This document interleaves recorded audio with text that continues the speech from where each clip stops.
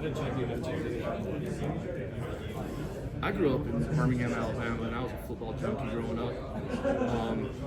I still got Sports Illustrated Willie Bell on the cover of it that I had sent to my house back in, after they won the national championship. I remember watching the game in the Citrus Bowl. I mean, not at the game, but on TV. I mean, that was just what I did, and I knew that about Georgia Tech. And when I ended up being recruited, 5 years later, 1995, but you look back on it now, you're like, man, it wasn't that long ago, 5 years ago. But then it seemed like a decent amount. But there'd been they'd gone from here to here, and then back. And I believed in the vision of who recruited me. And I believed in the vision that O'Leary would build that back up, and we were able to. So yeah, it was pretty prevalent then. But to win a national championship at any point in time, it's such a hard thing to do. And we have 4 of them in our history, and we'd love to get another one. You think it's fun that this split national champion discussion will come back because of this game a little bit? Well, maybe we'll keep everybody talking about NIL and the portal. I mean, that's a change that's occurred in college football over the last years. I mean, you don't see split national champions anymore, right? I keep talking about face masks.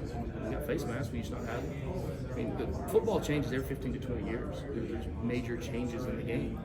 And then after they're implemented 5-10 years later, you kind of forget about it. It's just part of what it is. But fan engagement, marketing, merchandise, game attendance, they're all at an all-time high. TV viewership, they're at an all-time high in our sport. All right, so something's not, everything's not going bad, right? What was more satisfying, winning a game as a player at Georgia Tech or as a coach? Like, can you put yourself even back in that frame of mind 25 years ago?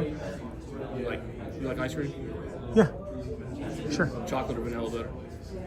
Chocolate? You had to think about it though, didn't you? Yeah, for a second. They're both good. Yeah. You wouldn't spit either one of them out, would you? No. I guess maybe the heights of winning could be a little higher as a coach. I think as a coach, the enjoyment comes from everyone else's enjoyment. It's more everyone that's involved and seeing everyone else how much they enjoy it, and that's the enjoyment you get out of it. And I hate losing more than I love winning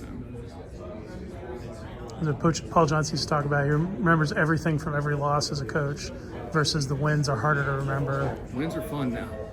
And look, our guys work hard. College football's hard, and I want our guys to celebrate wins. I don't care who it is you beat. I made that mistake in my career. Too many times I would always immediately look at the negative of what had taken place in the game, win or lose, as opposed to enjoying it. And I've learned as I've gotten older to really enjoy those things and make sure that our players do and our coaches do, and really abide by the 24 hours either way. Can you talk about Kilo coming back? And that's kind of a cool story. You don't see a lot of that these days. To get a player of his caliber that left and then came back. And again, it just goes to show the commitment we've made as a school to be able to retain players. And, fast forward that 2 years ago is now. I mean, I don't think he would have left. Or even just holding on to Haynes and Aaron Philo. Like in this situation, no one has 2 quarterbacks like that right now. Yeah, I mean, it's a unique thing and it's a special thing. But it's like I said in the press conference there, like, why Georgia Tech? I mean, there's a lot of good reasons why, right? Everybody says transactional. I know you've heard me say it forever. Like, relationships have to get you to transactions. What are some of those biggest investments institutionally that you think are kind of having the biggest practical impacts? Staffing, people. Investment in people to me is the most paramount thing you can possibly do. Investment in people is so much more valuable than investment into brick and mortar.